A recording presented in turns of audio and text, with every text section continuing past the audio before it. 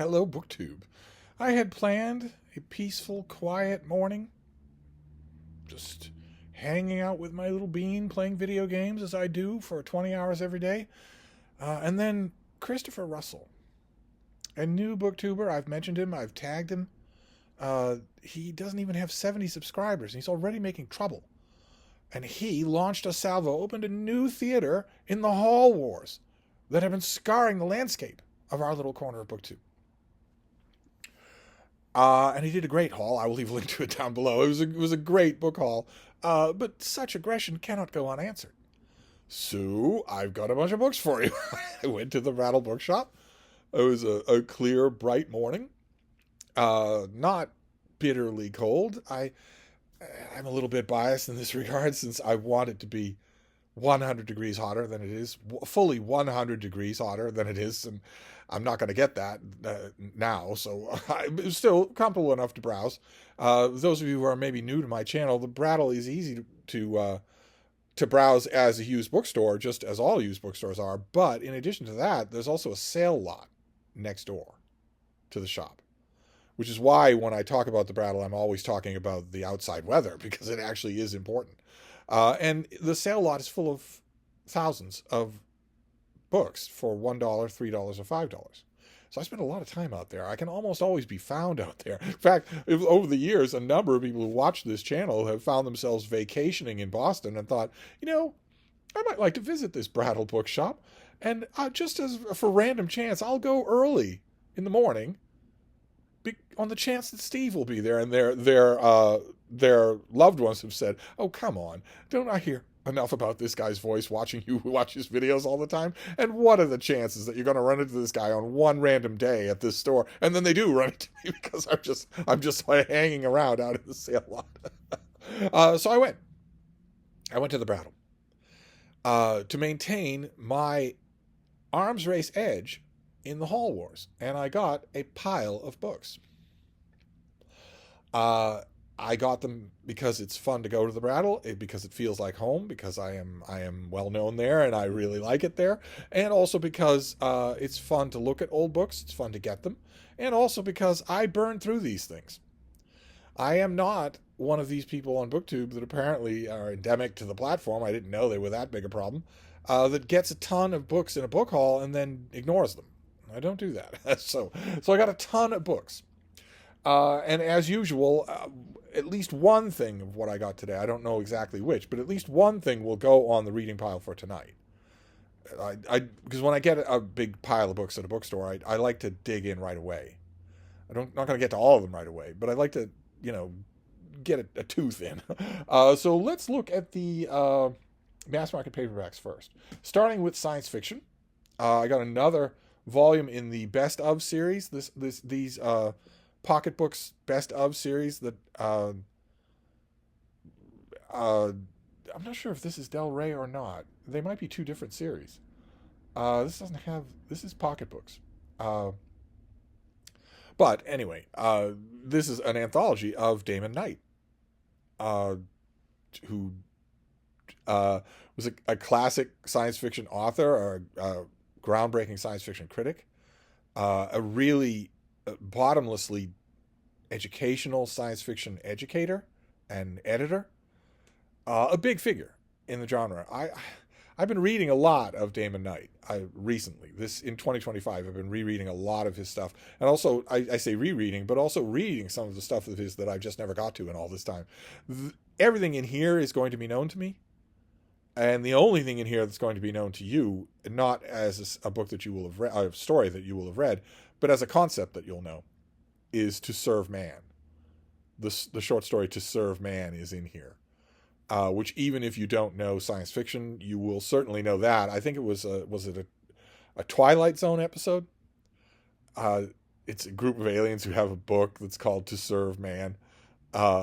And it's in wide distribution, and all the awestruck people on Earth are loving the egalitarian nature of the thing, and it turns out the gimmick last line is that it's a cookbook. And then, which gave rise to not only, I think it was a Twilight Zone episode, but not only a Twilight Zone episode, but also a classic bit on The Simpsons. How to Serve Man. No, what was the gag? How to Cook Humans. What's the name of the book? Only there was some dust on it. And when you blow the dust off, it says How to Cook for Humans. Only there's a little more dust on it. When you blow that off, it says How to Cook 40 Humans. And then there's a little more dust on it. You blow it off, and it says How to Cook for 40 Humans. So the suspicion meter for the aliens is going back and forth in the whole episode. I think for a long time, I don't know about now, but I think for a long time the conventional wisdom on Damon Knight was that he's much better at short fiction than long fiction. Certainly that was his own opinion. He didn't have a very high opinion of himself as a novelist. But I'm going to give this a try. I don't have much Damon Knight that is actually print and paper. Almost all that I have is electronic. But I'm always, whether this is the old Del Rey best of or not, I'm always happy to find mass market anthologies like this of science fiction. I have a whole bunch of them. Once upon a time, I had them all. so good to have this. This is nice and sturdy. It's as new as the day it was made, so it'll last. Then some mass market nonfiction, some mass market military history. That shows you how old these things are, from the 80s. As when the form of the mass market paperback hit the book market, everybody brought out stuff in that format. It was the latest thing. It was the latest gimmick. So everybody did it. So you could find John Locke. You could find ancient Greek philosophy or translations of Thucydides, and you could find history, all in mass market paperbacks. So I found Thomas Lewis wrote a book I think he did write it in the 1980s. Is that right? 1988, The Guns of Cedar Creek. This is a mass market history of one particular battle in 1864, the American Civil War, which is known for its dramatics. It's known for the dramatic shift in fortune. The South seemed to be winning under Jubal Early in the Shenandoah Valley, in the shadow of Massanutten Mountain. The South seemed to be winning. And Phil Sheridan, who was tiny and a firecracker, a fighter, rode like crazy to get back to his command and to stop his army from retreating, to put some spine into them, and literally took back the field as a commander. You see that all the time in fiction, but you don't often see that happening in reality, and it happened in the Battle of Cedar Creek. He took back command and literally saved the day, changed the whole nature of the battle. And if I remember correctly, I think I read this already. I don't know that I had a mass market of it, but I think I read it already. And if I remember correctly, Lewis overestimates the importance of this battle, but it is fascinating reading, and it's full of personalities. It's not just Sheridan or Jubal Early. Of George Armstrong Custer is in this battle, and also has a pathetic moment where he has to say goodbye to an old West Point friend who's got a mini ball and is not going to live and whatnot. And also 2 future American presidents are in here, apart from Grant, who was in control, and Sheridan would have liked it. Oh my, he would have liked it. But unfortunately for him and for everybody else involved, he was a full-blown psychopath. So when the time came and he had to choose between a political career and simply killing more human beings, he went into the Indian Wars. But Rutherford B. Hayes and McKinley are both in this battle. And also Charles Russell Lowell, who is the subject of a book called The Nature of Sacrifice, which is wonderful, a fantastic book. It's over there somewhere, yes, on the biography wall. He would have been president had he lived, but he did not. And he was young and he was handsome. And he was extremely well-spoken. And somebody, I forget the name of the person. So I'm looking at the book, The Nature of Sacrifice. Somebody wrote a whole book about him that's great. But I will happily reread this before, of course, boxing it up and sending it on to Iowa. It's got to end up in the Rutenberg Library. It can't stay with me. But I got this in the next book because I am a Civil War guy. The next book is by Samuel Carter, and this is The Siege of Atlanta, with a custom-made cover. Look at that. They don't make covers like this anymore. This is mass market history about the Atlanta campaign. With the inset, an inset probably has maps, right? And no pictures. There's Jefferson Davis. There's Braxton Bragg. General Johnston. John Bell Hood. There's General Sherman and his command.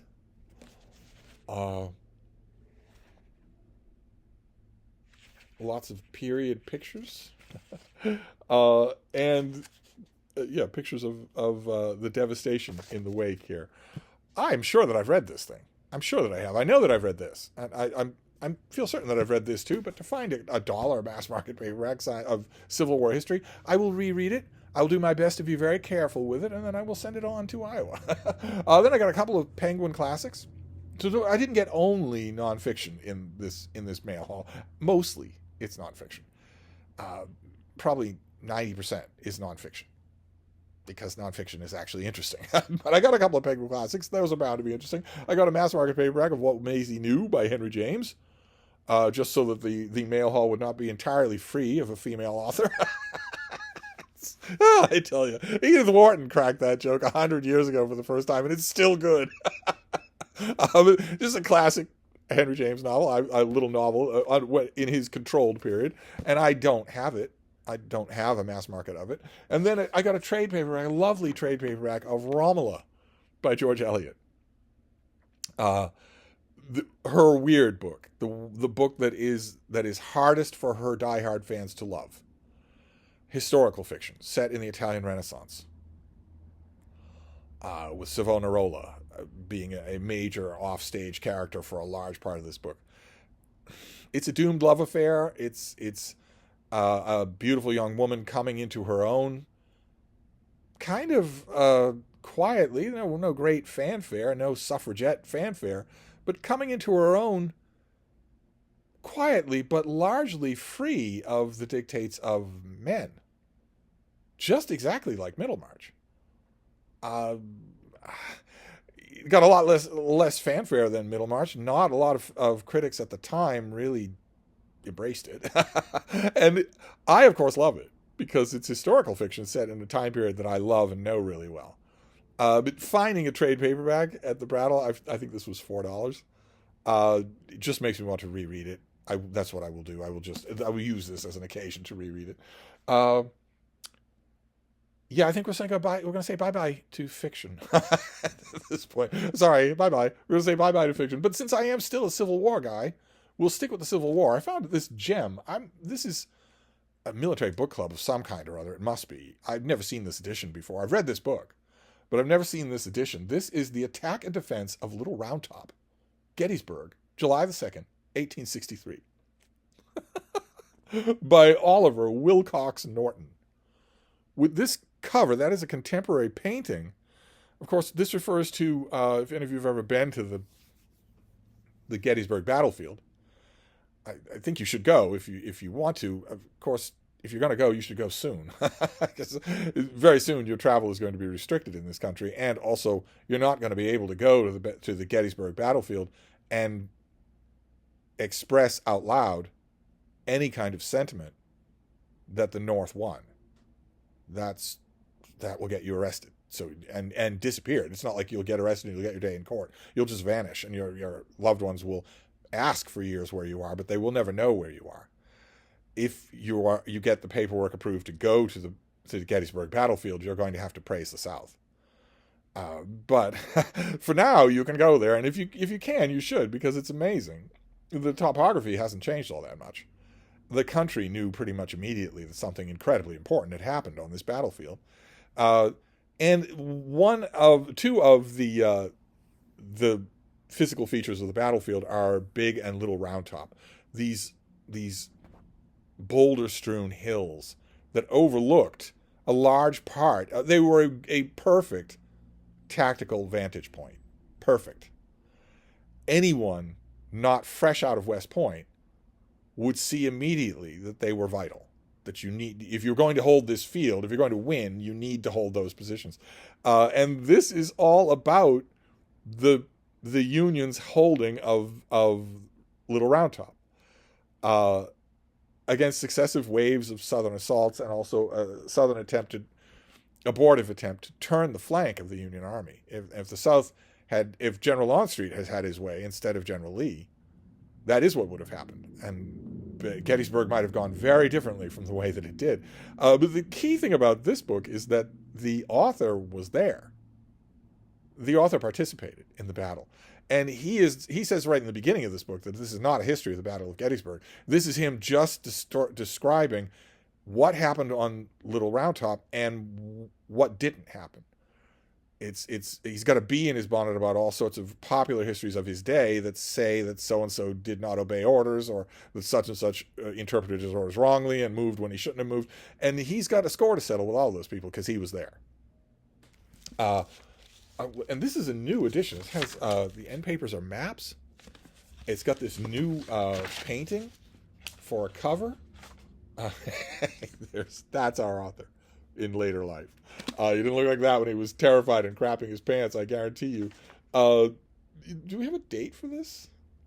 Okay, this reprint was 1992. And the book came out in, I think, you're not really telling me. I think the book came out in right at the beginning of the 20th century, like 1910 or something like that. This is an interesting thing. It's a curiosity. Of course, the fact that you were there does not mean that you are a better analyst of what happened. You might have talked to some of the men involved, fine. And that makes it really interesting. But I don't know that I read all of this. I'm not sure that I ever have. So it's an interesting curiosity, and also, of course, it'll be on its way to Iowa. It'll be on its way to Bill Rutenberg. But the key to this sort of thing, the reason why I take such joy in sending things like this out, is because when is Bill Rutenberg or any other Civil War guy ever going to come across this in their own used bookstore? Never. Almost never. Almost certainly never. Whereas not only did I come across it at the Brattle, but there's a good chance that in the next 5 years I'll come across another copy just like this.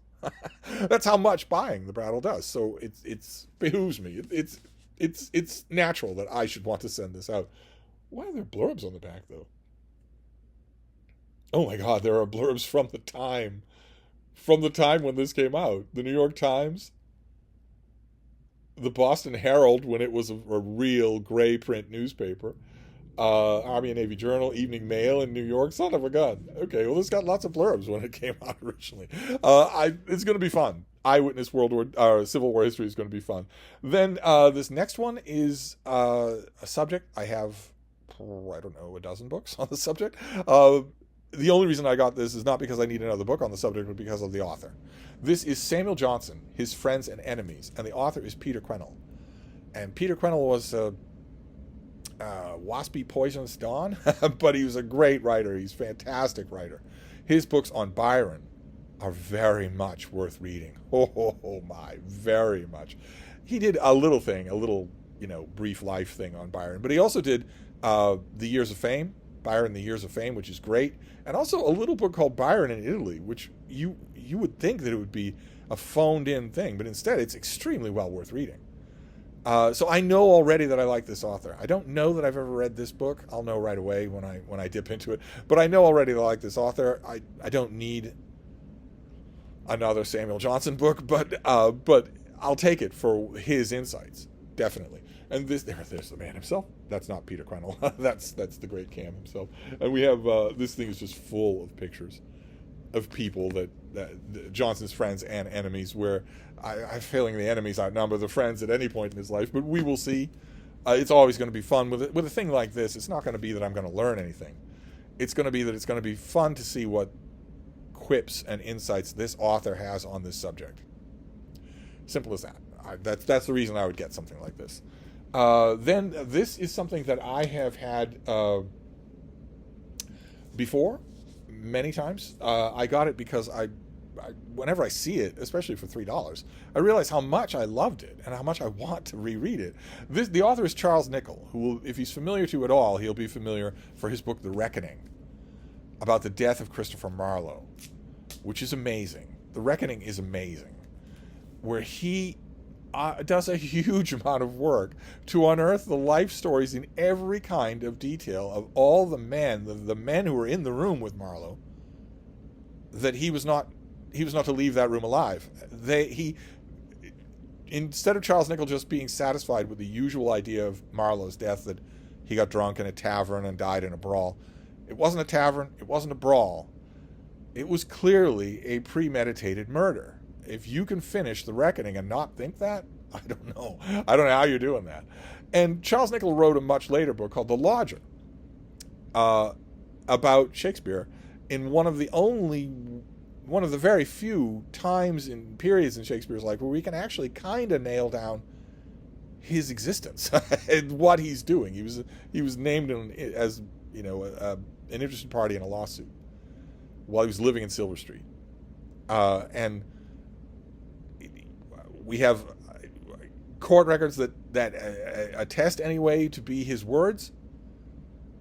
We have Nicholl does the exact same thing here that he does in The Reckoning. He goes at this subject with an incredible amount of thoroughness. Who owned this house? Who do they know? Who were the other lodgers? Who were the other people in the lawsuit? What was the lawsuit all about? How did any of these people know Shakespeare, the playwright or the theatrical manager?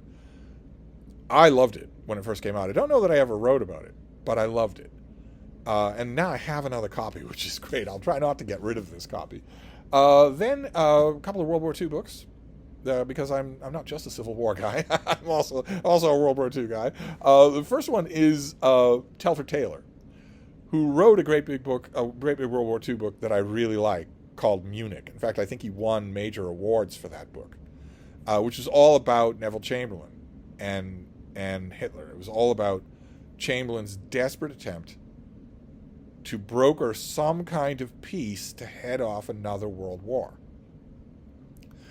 Great big thing, really good book, really interesting to read. And Telford Taylor also wrote a book called The Anatomy of the Nuremberg Trials. He was a lead prosecutor at the Nuremberg trials and had a ringside seat. So much like Norton, he had a ringside seat, but he was taking meticulous notes, and he was also a trained lawyer. So his first-hand accounts of all this are much, much more valuable than somebody who couldn't see 10 feet in front of him because of the gunshot. And I always find it fascinating. I don't know that Telford Taylor ever thought this way, but I always find it fascinating that for all of human history, whatever you called the thing before Mussolini, you didn't call it fascism, but it still was. Whatever you call that particular eruption, that particular infection. So all kinds of governmental systems. There's dictatorship, there's monarchy, there are commercial republics and whatnot. There's all kinds of governmental systems. There's one kind of governmental system that is an inflammation, it is a rash. And that's fascism. That's militarily acquisitive fascism. No matter what other governmental systems might be, no matter how iniquitous they might be, they can't abide fascism. That is cancer. It's a kind of governmental system that doesn't work for any other kind of governmental system.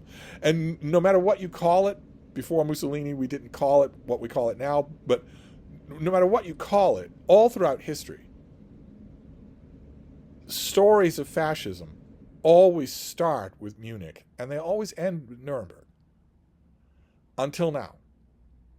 In all other periods of history, at all other times when there was this heat rash eruption of fascism in some country, pining for the good old days, pining to make their nation great again, that is always the way this happens.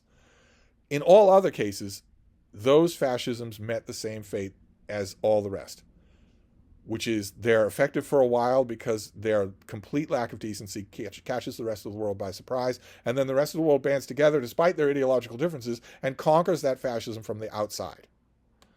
The end of fascisms are always Berliners hunting rats in cellars to eat. Always. Until now.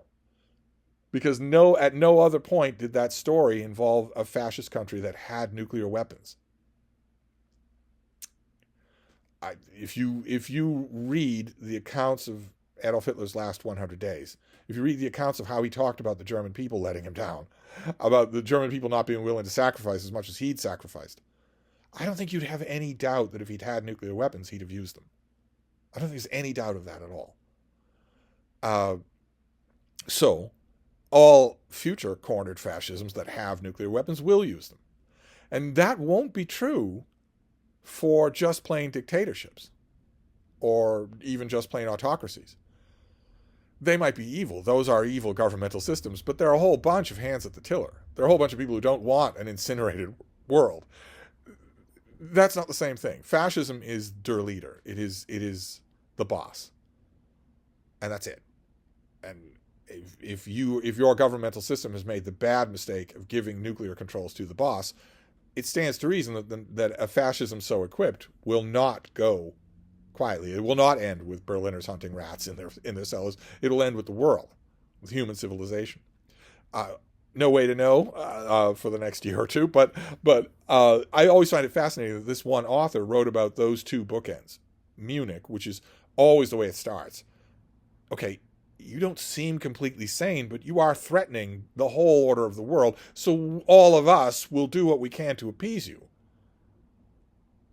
And then the end bookend, which is, all right, well, we had to destroy you, we had to level your country, and now we're going to try to mete out justice. And the Nuremberg trials are fascinating in their own right. I just recently got a trade paperback of the Nuremberg trials. It's not holding together all that well. It was really good. And I'm sure that this will be. I think I might have read this already. I don't know if I'm blurbed on it or not. I want to check just to make sure that I'm not blurbed on it. 1992. Okay, so no, I wouldn't have been blurbed on it. But I think that I've read this already. I don't think my edition looked like this. So maybe I'm remembering that wrong. This next one, though, this next World War II thing, I definitely have read. Never thought I would have a copy, much less for $3. That was great. This is Gerald Reitlinger, and this is his book, The Final Solution, which is older. He did a lot of the groundwork to pull together the records of what happened and give it a name, give it a shape, write about it as a big history of a systematic attempt to eliminate a people. When did this come out? 1987. I remember I read this out of a library, and I don't think I got a review copy of this. This is Aronson Press? No. Oh, well, this looks like a UK thing. No, it's not a UK thing. It's $40 hardcover. Well, I don't think I ever got a review copy of this thing. Well, no matter where I was working at the time, I'm sure that we didn't get a review copy of this. But I did read it. And I thought that it was remarkably sober and eloquent. So a perfect example of the fact that I always say on this channel that a work of history does not have to have the latest figures. I'm pretty sure, if I remember correctly, that Reitlinger is very wrong about his figures for death totals and also for per camp or per country. I'm not sure that the death totals really matter. I mean, they matter, of course, on the human level, but obsessing about whether or not an author got his decimals right. Oh, you agree, don't you? Hi, baby. It's gonna be a joy to reread this. I haven't read it since the 80s, so I'm happy to find a copy. So that's it for World War II, and that's it for Civil War. We did science fiction, and we did Penguin Classics. Now we can do an example that I always talk about, the Brattle, where the Brattle will provide. It's one of my favorite sayings. I've been saying it for half a century. Where if I'm reading something, or now that BookTube is around, if I'm talking about something, some book, some subject, some author, if I'm doing that, and I put that into the ethos, so I've put that out into the air, and I mention out loud, or I write, or I think, but I don't have that particular thing and I want it, the Brattle will provide. The Brattle will get me that thing, eventually. Oh, baby, this whole space is full of books. What are you going to do? Can you make that over there without... Oh, I don't know that you can, baby girl. There you go. Okay. All right. Yes, but you see, I am over here. Oh, God. Here we go. Oh, God. Oh, God. She'll be back over here in a minute. Sometime recently, I don't remember when it was, but sometime recently, this next book came up. And I whined like crazy and said, I used to see that in the wild all the time, and now I never do. And I want a copy, and I don't have one. And I found one today, so now I can stop complaining about it. It's Barry Lopez, and it is Of Wolves and Men.